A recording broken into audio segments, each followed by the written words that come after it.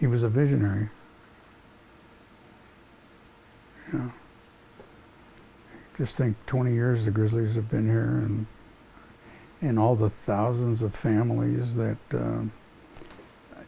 a healthy family entertainment, how many lives have enjoyed what he did.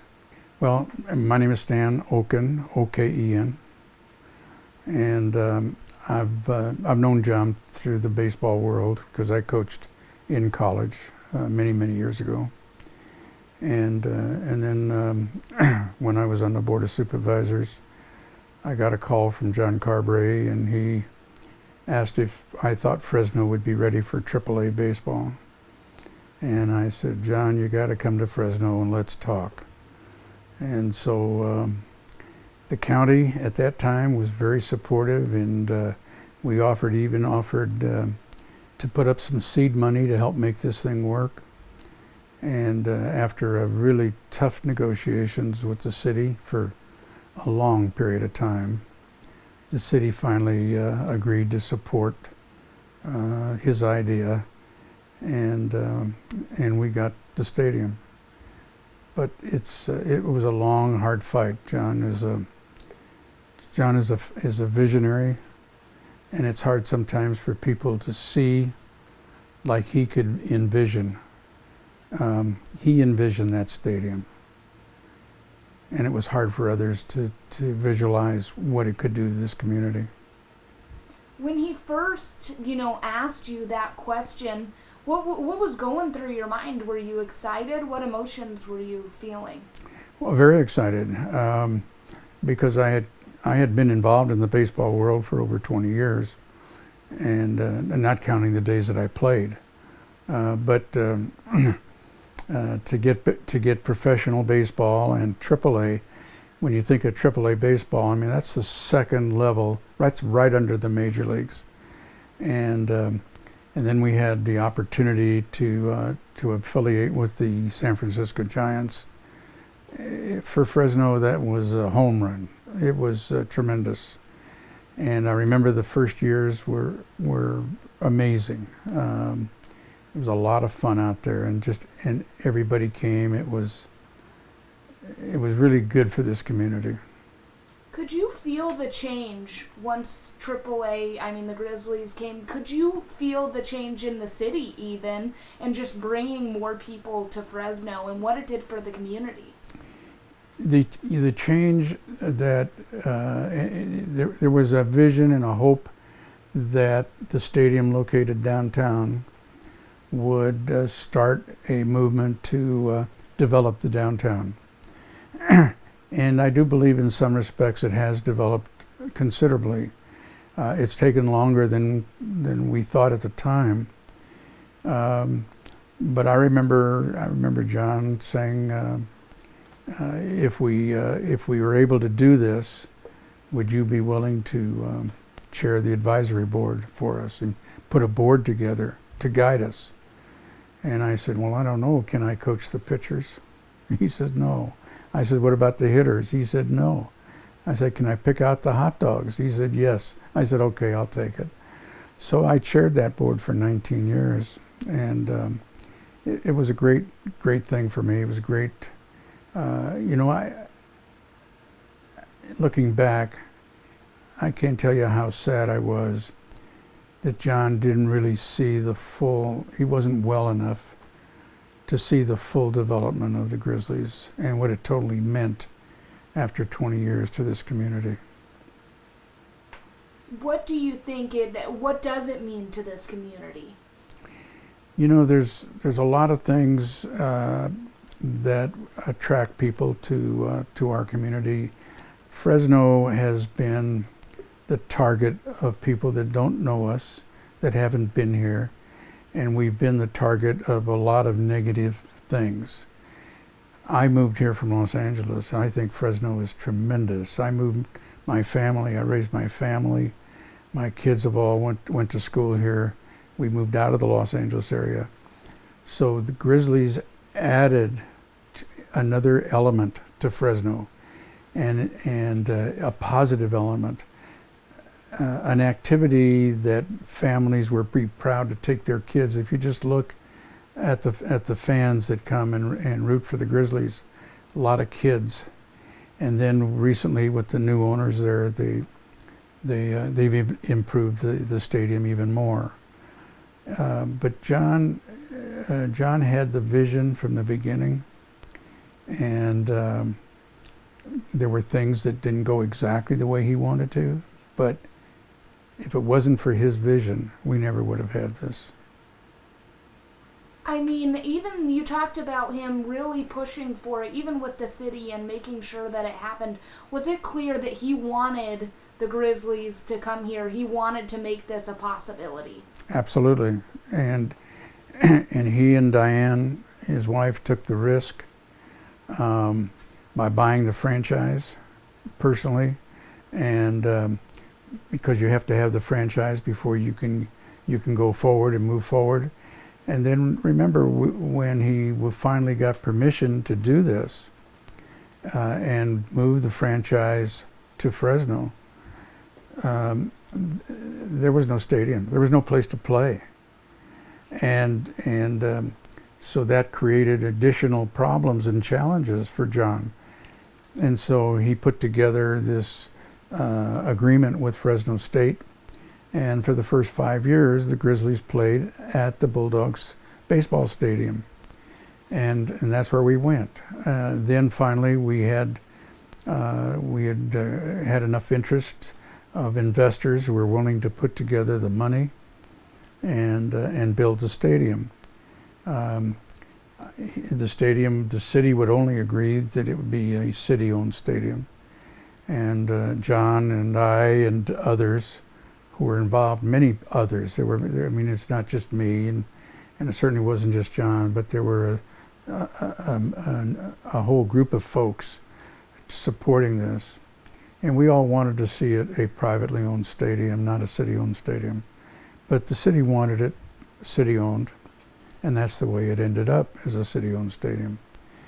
But it's probably, Chick-Chansey Park now is probably the best, nicest looking minor league stadium in the country, thanks to John Carberry.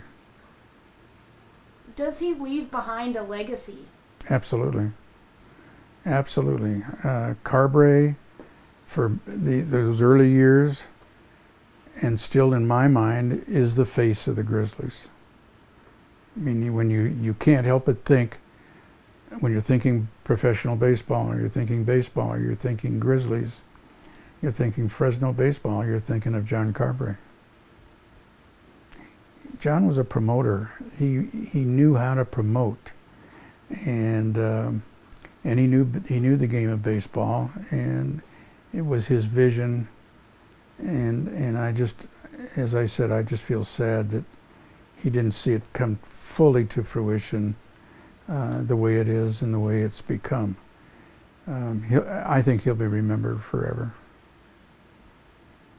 Was it hard to hear the news? And I mean, are a lot of emotions hitting you right now, just knowing that your friend has passed?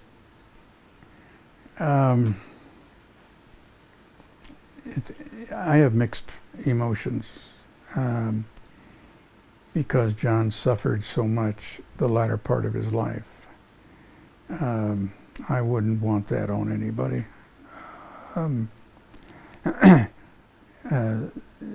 He really struggled the last, I don't know how many years, but it was extremely hard on the way his life ended, and hard on his wife and his family. That had to be very difficult years. How are you going to remember your friend? If you have a couple of words to just say who John was, what would you use to describe him? A promoter, a visionary, a fighter. He fought hard for what he believed. He wasn't about to give up on anything. And I think he one of the reasons he lived as long as he did, even with his illness, was the fact that he was a fighter. And, baseball meant a lot to him, but it seemed like also the community meant a lot to him, especially with the Boys and Girls Club and just all of that work with other organizations. Is that something that you saw as well? Yeah, he had a big heart. He was a very giving individual. Um, and I only wish he didn't have to struggle as hard as he did to get. I've been in business, and I've been a coach, and I've been in the political arena, but I have to say that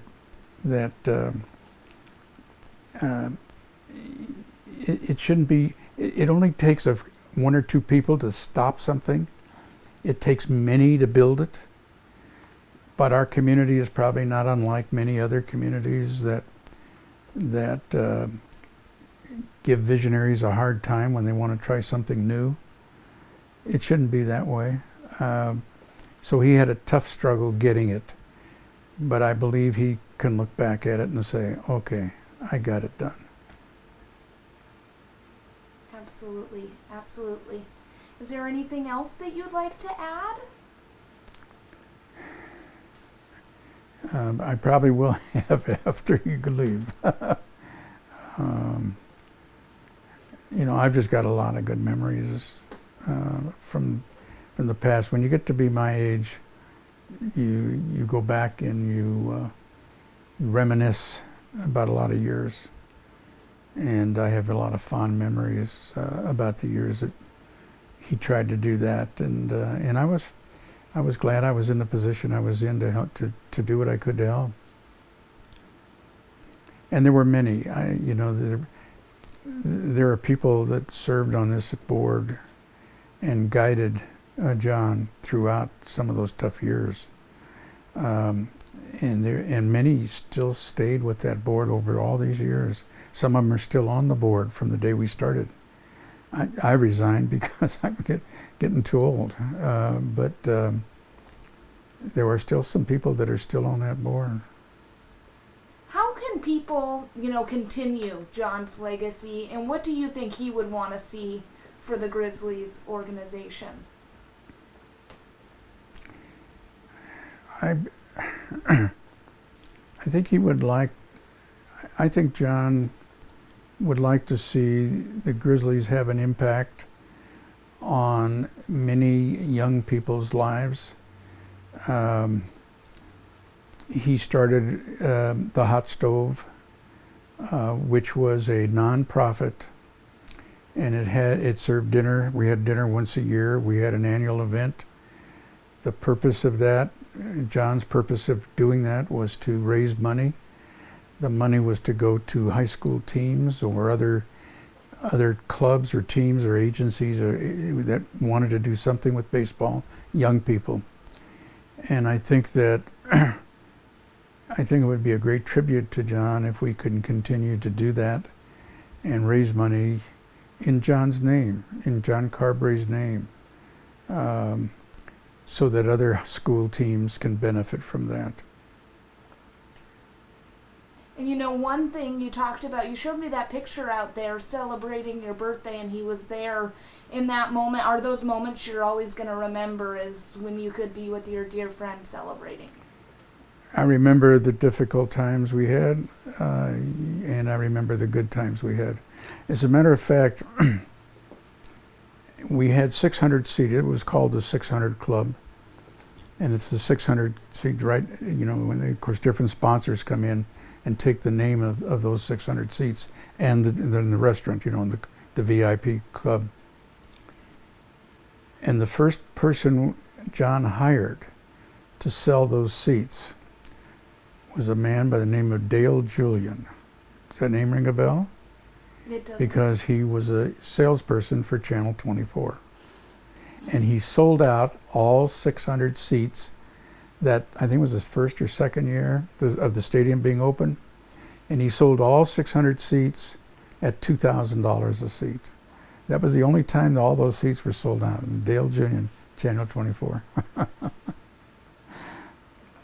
remember that story.